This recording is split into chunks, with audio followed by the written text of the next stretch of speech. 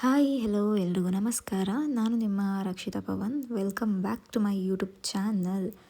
ಇವತ್ತಿನ ವಿಡಿಯೋದಲ್ಲಿ ಒಂದು ಒಳ್ಳೆ ಚಟ್ನಿ ರೆಸಿಪಿ ತೋರಿಸ್ತಾ ಇದ್ದೀನಿ.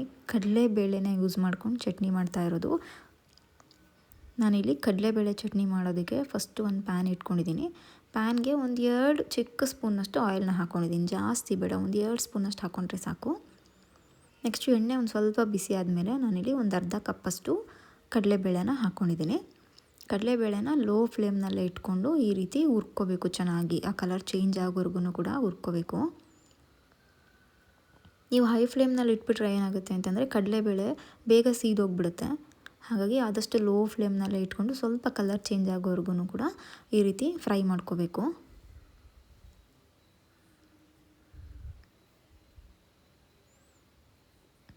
ಈ ರೀತಿ ಚೆನ್ನಾಗಿ ಮಿಕ್ಸ್ ಮಾಡಿಕೊಂಡು ಹುರ್ಕೋಬೇಕು ಕಡಲೆಬೇಳೆನ. ಆದಷ್ಟು ಲೋ ಫ್ಲೇಮ್ನಲ್ಲೇ ಇಟ್ಕೊಳ್ಳಿ.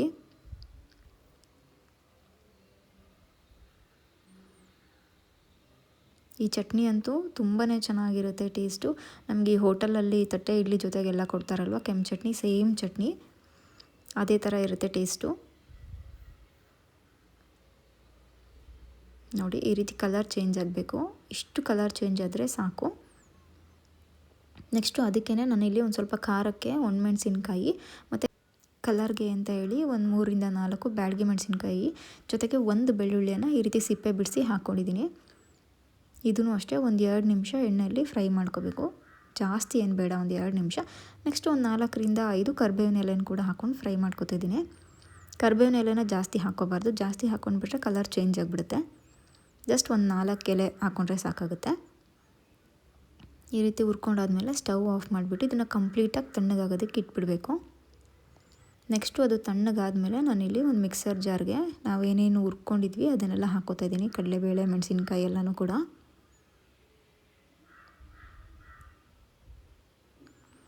ಈ ರೀತಿ ಎಲ್ಲನೂ ಕೂಡ ಹಾಕೋಬೇಕು. ನೋಡಿ ಕಡಲೆಬೇಳೆ ಇದೇ ಕಲರ್ ಇರಬೇಕು, ಈ ಹಂತದವರೆಗೂ ಹುರ್ಕೊಂಡಿರಬೇಕು. ಆವಾಗಲೇ ಚಟ್ನಿ ಟೇಸ್ಟ್ ಚೆನ್ನಾಗಿರೋದು, ಇಲ್ಲಾಂದರೆ ಹಸಿ ಹಸಿ ಅನಿಸ್ಬಿಡುತ್ತೆ. ಈ ರೀತಿ ಎಲ್ಲನೂ ಕೂಡ ಒಂದು ಜಾರ್ಗೆ ಟ್ರಾನ್ಸ್ಫರ್ ಮಾಡ್ಕೊಂಡಿದ್ದೀನಿ. ಇದಕ್ಕೆ ನಾನಿಲ್ಲಿ ಒಂದು ಅರ್ಧ ಇಂಚಷ್ಟು ಹುಣಸೆಹಣ್ಣು ಹಾಕ್ಕೊಂಡಿದ್ದೀನಿ. ಇದು ತುಂಬ ಹುಳಿ ಇರೋದ್ರಿಂದ ನಾನು ಕಡಿಮೆ ಹಾಕ್ಕೊಂಡಿದ್ದೀನಿ. ಒಂದು ವೇಳೆ ಹುಳಿ ಅಂದರೆ ಕಡಿಮೆ ಇದೆ ಅಂತಂದರೆ ಇನ್ನೊಂಚೂರು ಹುಣಸೆಹಣ್ಣು ಹಾಕ್ಕೋಬೇಕು. ನೆಕ್ಸ್ಟು ಒಂದು 2 ಸ್ಪೂನಷ್ಟು ತೆಂಗಿನ ತುರಿ ಮತ್ತು ರುಚಿಗೆ ತಕ್ಕಷ್ಟು ಉಪ್ಪನ್ನು ಹಾಕ್ಕೊಂಡಿದ್ದೀನಿ. ಕಾಯಿನೂ ಅಷ್ಟೇ ಕಡಿಮೆನೇ ಹಾಕ್ಕೊಳ್ಳಿ. ನಾವು ಅರ್ಧ ಕಪ್ಪು ಕಡಲೆಬೇಳೆ ತೊಗೊಂಡಿದ್ದೀವಿ ಅಂದರೆ ಒಂದು 2 ಸ್ಪೂನಷ್ಟು ತೆಂಗಿನ ತುರಿ ತೊಗೋಬೇಕು.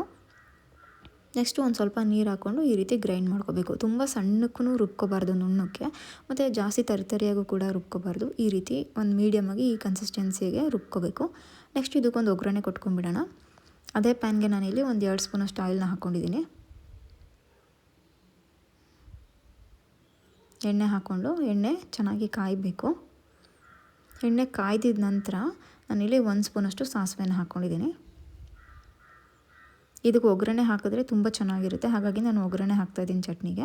ನೆಕ್ಸ್ಟು ಒಂದು ಅರ್ಧ ಸ್ಪೂನಷ್ಟು ಜೀರಿಗೆನ ಕೂಡ ಆ್ಯಡ್ ಮಾಡ್ಕೊತಾ ಇದ್ದೀನಿ. ಸಾಸಿವೆ ಸಿಡಿದ್ಮೇಲೆ ಜೀರಿಗೆ ಹಾಕ್ಕೋಬೇಕು. ಅದಾದಮೇಲೆ ಒಂದು ಅರ್ಧ ಸ್ಪೂನಷ್ಟು ಉದ್ದಿನಬೇಳೆನ ಹಾಕ್ಕೊಂಡಿದ್ದೀನಿ. ಉದ್ದಿನಬೇಳೆ ತುಂಬ ಒಳ್ಳೆ ಟೇಸ್ಟ್ ಕೊಡುತ್ತೆ ಮತ್ತು ಅರೋಮ ಕೂಡ, ಘಮ ಕೂಡ ಚೆನ್ನಾಗಿರುತ್ತೆ. ನೆಕ್ಸ್ಟು ಕರಿಬೇವಿನ ಎಲೆಗಳನ್ನ ಹಾಕ್ಕೊಂಡಿದ್ದೀನಿ. ಇಷ್ಟೇ, ತುಂಬ ಸಿಂಪಲಾಗಿ ಒಗ್ಗರಣೆ ಕೊಟ್ಕೋಬೋದು. ನೆಕ್ಸ್ಟ್ ಅದನ್ನು ಚಟ್ನಿ ಮೇಲೆ ಹಾಕ್ಕೋತಾ ಇದ್ದೀನಿ.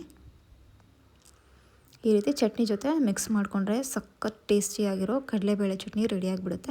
ತಟ್ಟೆ ಇಡ್ಲಿಗಂತೂ ಇದು ಪರ್ಫೆಕ್ಟ್ ಕಾಂಬಿನೇಷನ್ನು. ಹೋಟೆಲಲ್ಲೆಲ್ಲ ಕೊಡ್ತಾರಲ್ವ ಅಷ್ಟೇ ಚೆನ್ನಾಗಿರುತ್ತೆ ಇದು ಚಟ್ನಿ, ಕಡಲೆಬೇಳೆ ಚಟ್ನಿ. ತಟ್ಟೆ ಇಡ್ಲಿಗೆ ಮತ್ತು ದೋಸೆಗೆ ಎಲ್ಲದಕ್ಕೂ ಕೂಡ ಚೆನ್ನಾಗಿರುತ್ತೆ. ನೀವೊಂದ್ಸಲ ಟ್ರೈ ಮಾಡಿ ನೋಡಿ. ರೆಗ್ಯುಲರಾಗಿ ಒಂದೇ ಥರ ಚಟ್ನಿ ತಿಂತಿದ್ರಿ ಅಂದರೆ ಇದನ್ನೊಂದ್ಸಲ ಟ್ರೈ ಮಾಡಿ. ತುಂಬ ಚೆನ್ನಾಗಿರುತ್ತೆ, ನಿಮಗೂ ಇಷ್ಟ ಆಗುತ್ತೆ.